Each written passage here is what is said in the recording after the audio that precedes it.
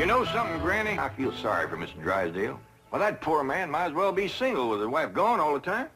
He's a lost soul, Jed. I was glad you invited him over for supper last night. But even my cooking didn't cheer him up. Yeah, I noticed he hardly touched his plate of grits and possum belly. Even when I spooned on some gopher gravy. He didn't perk up till after supper and Pearl started playing and singing. Don't tell me he liked Pearl's bellering. That wasn't bellering, it was yodeling. Well, it curdled the milk clean out to the kitchen. Oh, I've thrown shoes at tomcats that made prettier music than Pearl. I sure wish you two women would get along together. We ain't gonna get along together till she learns to stay out of my kitchen. I bet she's in there right now, sticking her long nose into my pots and pans. By days, if she is... Now, Granny, you just cool down.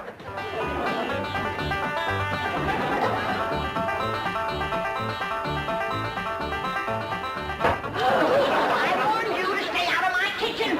Oh, Jethro, save your mom. Protect me from that wild woman. Hold her, Jethro, so I can paddle her. Granny, a thing like that could smart. I'll put me down, big overgrown put me Hey, what's down. going on here? Jethro, put your granny down. Put me down. He was fixing to whomp Ma. I'll whop her. Here, Ma, now it's a fair fight. I'm gonna whomp nobody. Well, then you tell Pearl the next time she sticks her nose in one of my pots, I'm gonna cook it. It is my bounden duty as a mother to supervise the victuals of my growing children. Don't tell me they is still growing. The Clampett side of the family has always been big, strong, strapping folks. It's your family that brought in the runts. Who you call a runt? I think she meant you, Granny. He's about as helpful as a high wind in a prairie fire. Come on, Pearl, you and me's gonna have a talk. Jethro, you stay here and help your granny cool down. Okay, Uncle Jed. Granny, would you rather I held you under the faucet here to cool off, or took you out to the cement pond and ducked you? Try either one and I'll bash you flatter than a gander's arch. Now, Pearl. Cousin Jed, I know just what you're going to say. You're going to say, Pearl, stay out of the kitchen.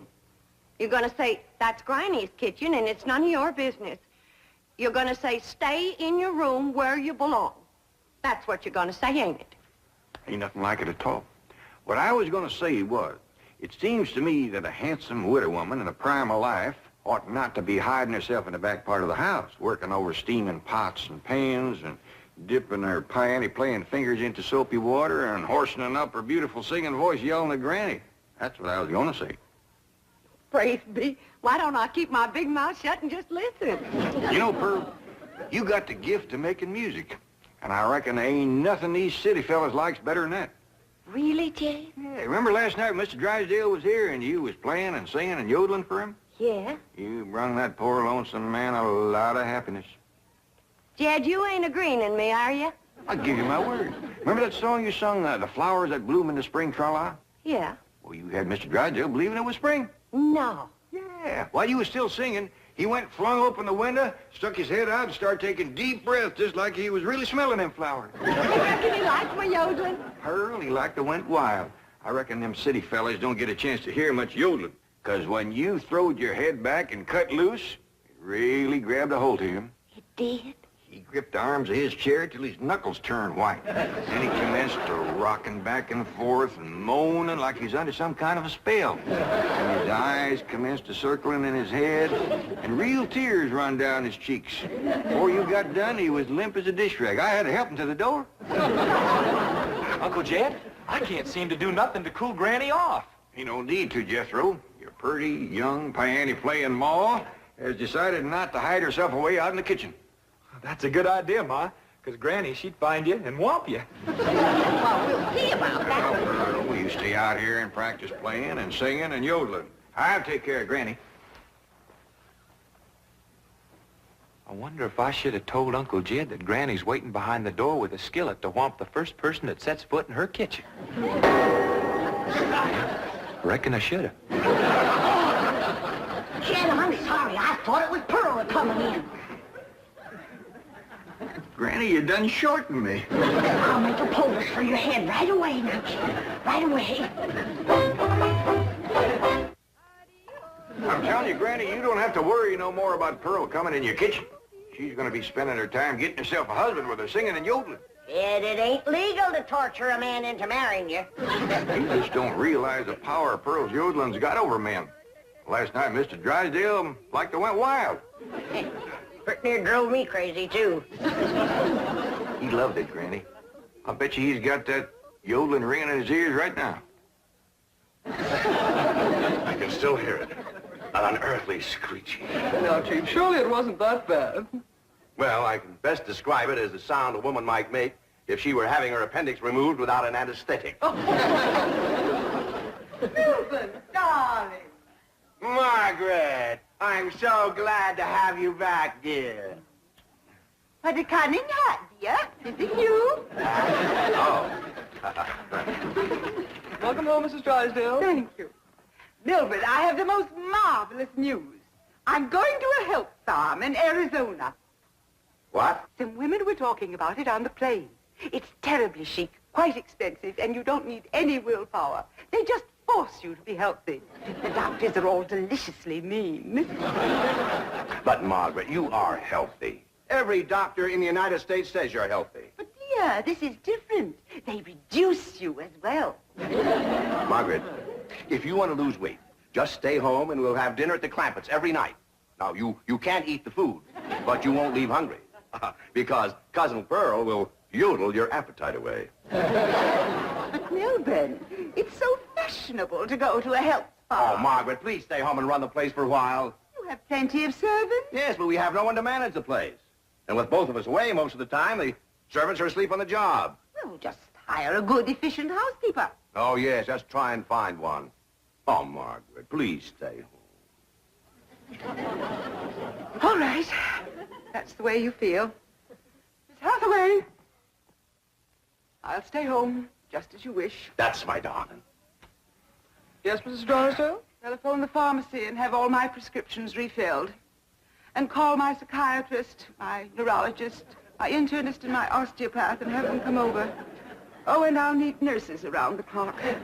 I just know servant problem's going to bring on a nervous breakdown. All right, go to the health farm. No. My place is at home. Please go to the health farm. All right. If you're sure that's what you want. Oh, I want it.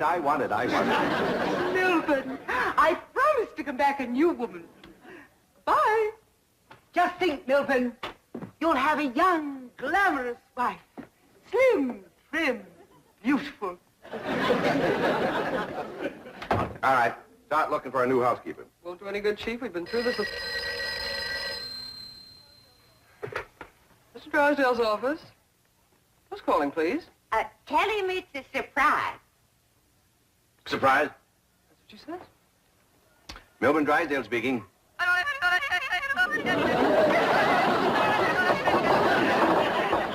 What in the world is that? That is Pearl Bodine yodeling. Now, when she comes up for air, tell her I was drafted.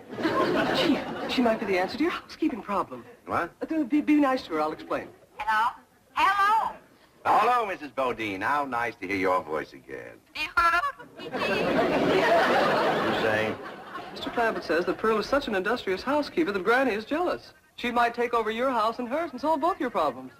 What about that yodeling? I won't be there. And I defy any servants to sleep on the job with Pearl around. Hello? Hello, Mrs. Bodine. I wonder if I might come over and talk to you for a while. What, talk to me? Well, what about? Well, I think you may be just the woman I've been looking for.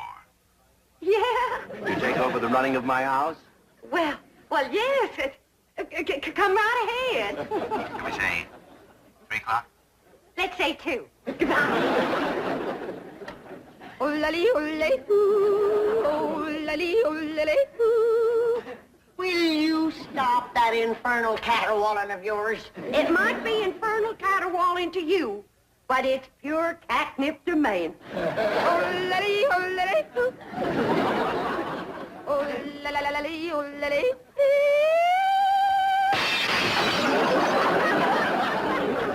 Now, looky there. I hit such a perfect note, it busted the glass. It wasn't your voice that busted the glass. It was your face. We'll see who gets the last laugh when my sweetie comes. Sure is nice of you to share your soap with Miss Drysdale. Well, with my lye soap, she'll be happy to stay home and do her housework. Granny, most powerful batch of soap that you ever made. Just a breeze blowing it back on me on the way over here has got me crying. I make a big soap to do a big job.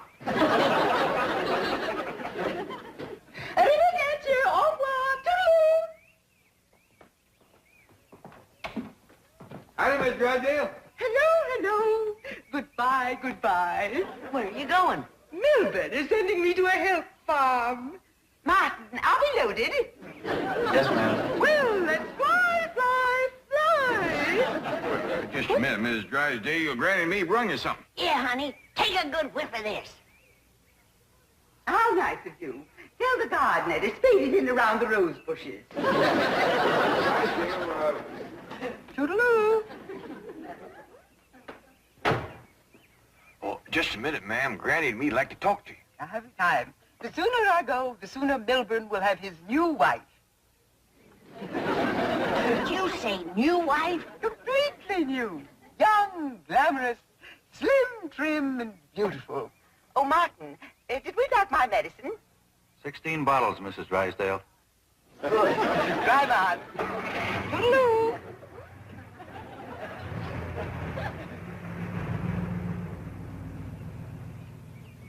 How could a woman be so cheerful about her husband getting a younger wife? You heard her. She's loaded. Yeah, both of them. Sued to the gills. Who do you reckon is the woman that busted him up? Hard to tell, Granny. There's so many young, beautiful women out here. Yeah, probably one of them glamorous movie stars.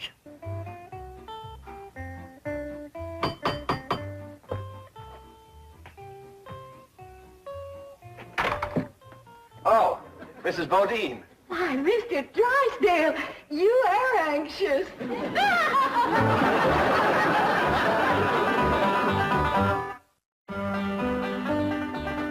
I'd have had a little more notice, I'd have baked your sweet potato pie. It's one of my specials. Oh. Won't you step down? Thank you. Here, I'll take your hat. Yes, sir, I just love to cook, and I love to sew, and I love to keep house. Yes, I've heard you're an exceptional housekeeper. But I ain't one of them fussy ones. No, sir, not me. I say a man's home is his castle, and it is the duty of a woman to make him comfortable. Oh. There we go. Yes, sir. A man works hard all day, and when he gets home, he has a right to enjoy himself. Take off his shoes and relax and listen to some soothing music to calm his jangled nerves. Please, Mrs. Bodine, not like that. Mr. Drysdale, I gotta ask you to keep a grip on yourself. We're all alone in the house. If you want me to keep a grip on myself, I must ask you not to play or sing or yodel. I understand. Kind of makes you go all to pieces. Yes, it does. Well, you just come on back, and you sit down. Why, Mr. Drysdale, you're perspiring. Why, you gotta get relaxed. But please. A man can't say what's on his mind unless he's resting easy.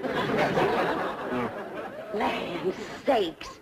And with that tie and collar a choking you, it's a wonder you can talk at all. Oh, Mrs. Bodine, I'll be all right. Really, I will. Mr. Drysdale, you got a hole in your stocking. Oh, it's nothing to be ashamed of.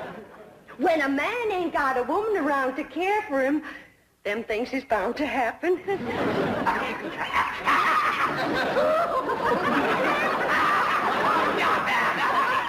declare, Mr. Drysdale, you're ticklish.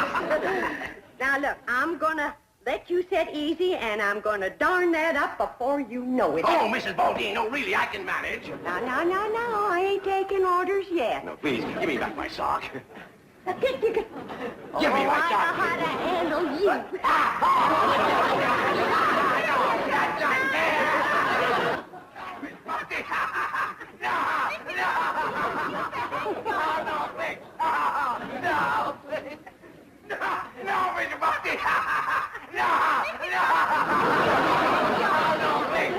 Mr. Drysdale. All I reckon Pearl is a young, beautiful woman that busted up his marriage. What? It's been her singing and yodeling that drove him to it. Mr. Drysdale. Mr. Clappett, it was just, your cousin and I were... Oh, no, we weren't.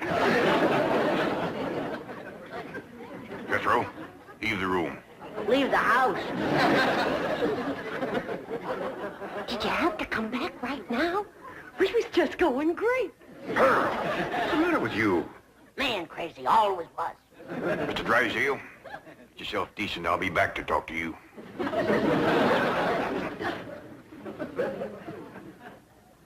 Shame on you! You too, Pearl, you homewrecker. I don't know what you're talking about. You told me that Mr. Drysdale was crazy about my yodeling, so I called him at the bank, and I yodeled, and he come a-running over here to see me. You done yodeled your way twixt Mr. Drysdale and his wife? Wife, I didn't know he had a wife. Well, he has. The sweetest, kindest, nicest, drunkenest woman you ever saw. You done sent her to the farm. Put her out to pasture so he can marry you. You seen her leave. Oh, she knows about you, Pearl. Said her husband was going to get a new wife. Young, glamorous, slim, beautiful. Jed, that can't be Pearl. You're forgetting what a powerful spell her voice throws on a man. Now, Pearl, I'm going back in there and try to talk some sense to Mr. Drysdale. Whatever you do, don't yodel.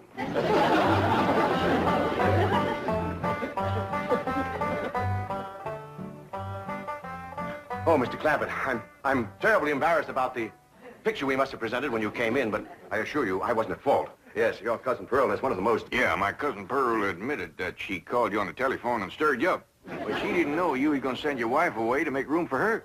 Oh, but I didn't. In the first place, my wife is never home. Second place, if she does come home, there's still plenty of room for both of them. Mr.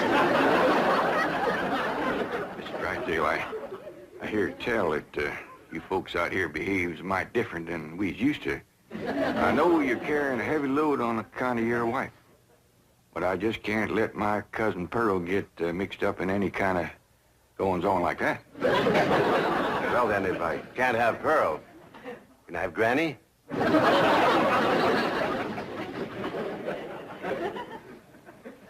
Lord love you, you're a desperate man.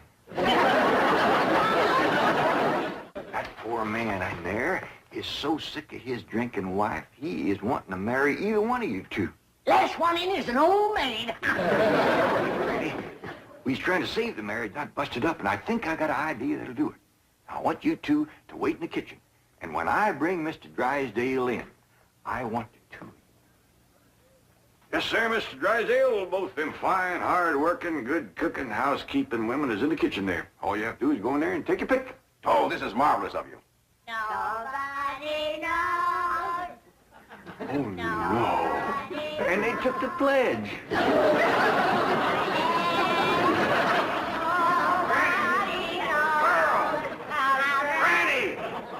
Well, look who's here. It's old Jed himself. And that's Milby, baby. You fellas want to dance? Come on, have a little dance. Come on now. You can't dance with her. Why not? It's all downhill. Take your pick now, Mr. Drysdale, while I can still walk over to your house. Oh, he's gonna pick me. Ain't you, sweetie, Milby? Oh, no, he ain't. He's gonna take me, ain't you? You get your banker grabbing hands off of him. Will you shove it, fella? Will you shove it, huh? I'll show you. Shove it there.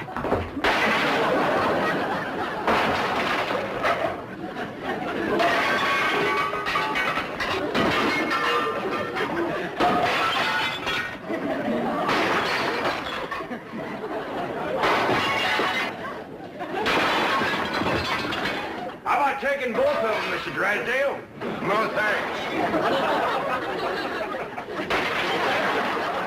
You done it, girl. Bless you both. Pearl, you were just great. So was you, Granny, darling. Together, you saved that man's home and you saved his marriage. Don't it give you a good feeling? Yeah. Well, I'm kind of winded. I think I'll go upstairs and rest. Call me when lunch is ready, Granny. Oh, now, just a minute, Pearl, honey. We got a lot of mess to clean up here. Granny, darling, you give me strict orders to stay out of your kitchen. Remember? Why, you low down, no good. Here we go again.